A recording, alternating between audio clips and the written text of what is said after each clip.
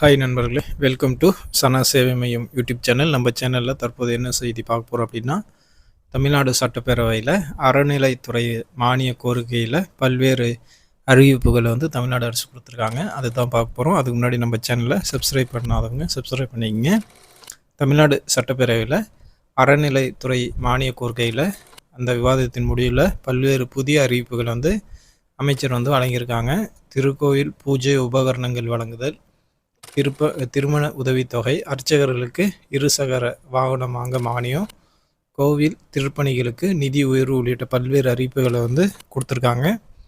அந்த வகையில் ஒருகால பூஜை திட்டத்தின் கீழ் உள்ள 19,000 திருக்கோயில்களுக்கு 15 கோடியில் பித்தளை, தாம்பலம், தூபாக்கள், மணி விளக்கு உள்ளிட்ட பூஜை உபகரணங்கள் வழங்கப்படும்.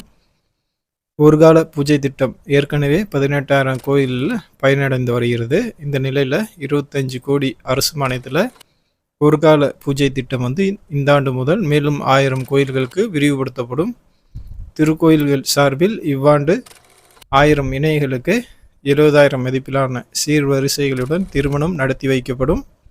ஒருகால பூஜை திட்ட கோயில்களில் பணிபுரியும் அர்ச்சகர்கள் கிராம கோயில் பூசாரிகள் நலவாரியத்தில் உறுப்பினராக பதிவு செய்துள்ள கிராம கோவில் பூசாரிகள், ஆதிதிராவிடர் கோயில்களில் பணிபுரியும் அர்ச்சகர்கள் 10,000 நபர்களுக்கு இருசக்கர வாகனம் வாங்க தலா 12,000 ரூபாய் மானியமாக வழங்கப்படும். தஞ்சாவூர் அரண்மனை தேவஸ்தான திருக்கோயில்களின் நிர்வாக பராமரிப்பு செலவிற்காக தற்போது வழங்கப்பட்டு வரும் அரசு மானியத் தொகை 6 கோடியிலிருந்து 8 கோடியாக உயர்த்தப்படும். புதுக்கோட்டை தேவஸ்தான திருக்கோவில்களின் நிர்வாகம் மற்றும் பராமரிப்பு செலவிற்காக தற்போது வழங்கப்பட்டு வரும் அரசு மானிய தொகை 8 கோடியிலிருந்து 10 கோடியாக உயர்த்தப்படும். பழனி அருள்மிகு தண்டாயுதபாணி திருக்கோவில் சார்பில் நடத்தப்பட்டு வரும் கல்லூரி விடுதி மாணவ மாணவியருக்கு அனைத்து நாட்களிலும் 3 வேளையும் கட்டணமில்லா உணவு வழங்கப்படும். திருக்கோவில் திருப்பணிகளுக்காக தற்போது ஆண்டுதோறும் வழங்கப்பட்டு வரும் அரசு மானியத் தொகை 6 கோடியிலிருந்து 10 கோடியாக உயர்த்தப்படும். திருவண்ணாமலை பார்த்தசாரதி கோயில், மயிலாப்பூர் கபாலீஸ்வரர் கோயில், திருச்செந்தூர், பழனி, திருவரங்கம், திருத்தணி உள்ளிட்ட 10 திருக்கோயில்களில் முக்கிய திருவிழா நாட்களில் கட்டண தரிசனம் ரத்து. இந்து சமய அறநிலைத்துறை திருக்கோயில்களில் 70 ஓதுவார் காலி பணியிடங்கள் நிரப்பப்படும். பணிக்காலத்தில் இயற்கை எய்திய திருக்கோவில் பணியாளர்களுக்கு தற்போது வழங்கப்பட்டு வரும் 3 லட்சம் குடும்ப நல நிதியானது 4 லட்சமாக உயர்த்தப்படும். இறை தரிசனத்திற்கு வருகின்ற மாற்றுத்திறனாளிக்கு திருக்கோவில் சார்பில் இயக்கப்படும் பேருந்துகளில் கட்டணம் இல்லாமல் பயணம் செய்ய அனுமதிக்கப்படும். விஞ்ச் மற்றும் ரோப் கார்களில் கட்டணம் இல்லை. இறை தரிசனத்துக்கும் கட்டணம் கிடையாது.